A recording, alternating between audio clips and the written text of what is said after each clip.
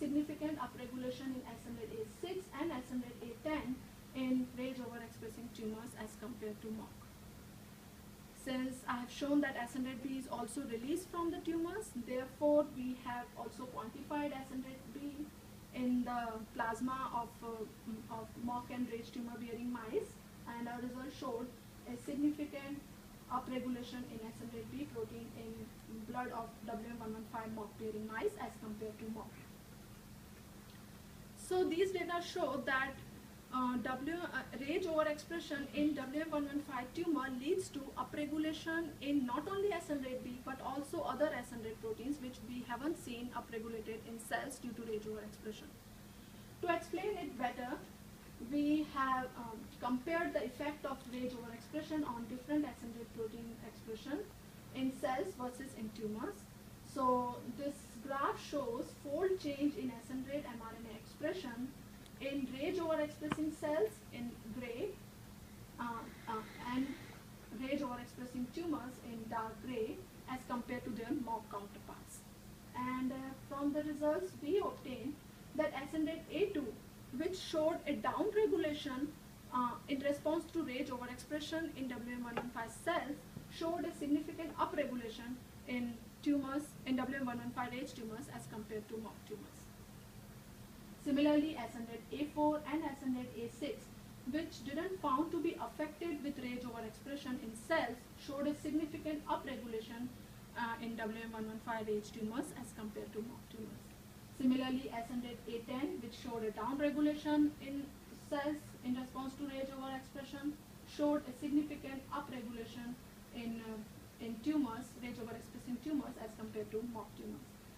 In case of SNZ-B, which showed around 5-fold upregulation in rage overexpressing cells as compared to MOC cells, showed around 15-fold upregulation in rage overexpressing tumors as compared to MOC tumors.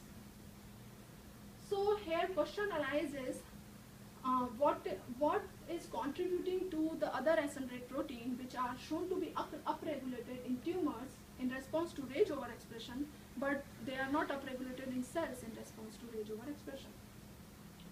So to explain this, we know that tumor is not just a collection of cancer cells.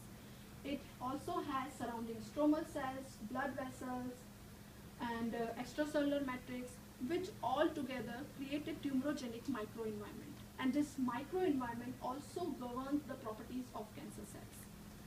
So in our case, we believe that either the stromal cells are contributing in enhanced expression of these SNZ proteins, or these stromal cells are inducing cancer cells which we have implanted to express large amount of these SNZ proteins.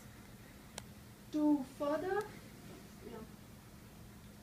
determine the effect of tumor microenvironment, we assess expression level of certain angiogenic factor in cells as well as tumors. So this picture shows the mRNA fold change in mRNA expression level of all these angiogenic factor in rage overexpressing cells and in rage overexpressing tumors as compared to their MOC counterparts. And our result showed that none of this angiogenic factor was affected with, due to rage overexpression in cells, but in tumors some of the angiogenic factor was significantly upregulated in response to rage overexpression.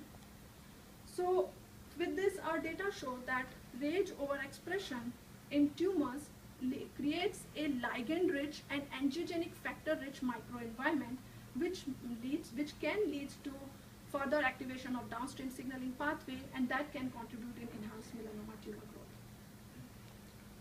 So then we have determined the activities of AKT and ERK signaling in MOC and rage tumors, and we have seen a significant enhanced activity of ERK signaling activity as well as significant enhancement in AKT signaling activity in rage overexpressing tumors as compared to MOC tumors, which we haven't seen in cells.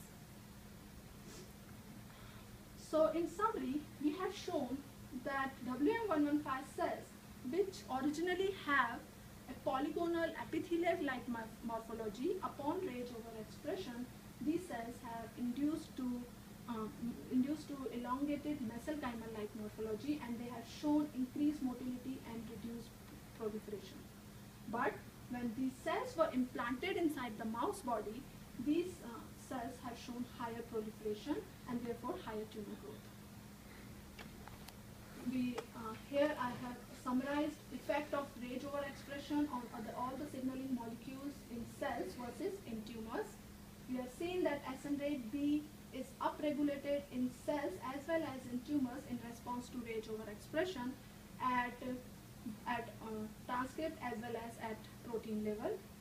SN-A4, SN-A6 and SN-A10 didn't found to be affected with RAGE overexpression in cells, whereas they found to be upregulated in tumors in response to RAGE overexpression. AKT signaling activity, we didn't see any effect in cells due to RAGE overexpression, whereas in tumors we found a significant enhanced activity of AKT in RAGE overexpressing tumors as compared to mock tumors. ERK signaling activity, which we have shown to be reduced in WM115 cells in response to RAGE overexpression, shown to be significantly enhanced in RAGE overexpressing tumors as compared to mock tumors. So after that, we next tested whether anti-RAGE antibody can inhibit RAGE-mediated enhanced melanoma tumor growth. This is the same antibody that we have used in cells, and for that, WM115 RAGE cells were implanted inside SCID mice, and after tumor growth to sufficient size, we have divided the animals in two groups, PBS control group and anti-RAGE antibody treatment group. And our results showed that there is a significant suppression in melanoma tumor growth upon treatment with anti-RAGE antibody. Although we have seen a suppression in melanoma tumor growth with anti-RAGE antibody, but anti-RAGE antibody is not giving complete suppression in the growth. So therefore, we have next tested whether anti-RAGE antibody in combination with chemotherapeutic drug dacarbazine can give a better tumor suppressive effects. Therefore, we again implanted WM115 RAGE cells inside the SCID mice, and after tumor growth to sufficient size, we have divided animals in four groups. Two groups received 50 mg per kg of dacarbazine, 25 mg per kg of dacarbazine.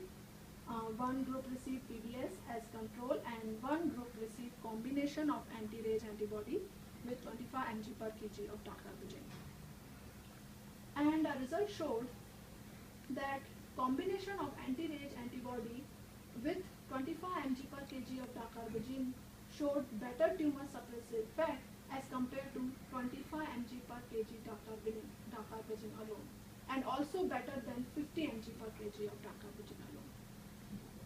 So altogether, these data show that RAGE could be a potential therapeutic target in melanoma, and anti-RAGE antibody could be an efficient therapeutic strategy to block RAGE-mediated melanoma tumor growth in patients who have high expression level of RAGE.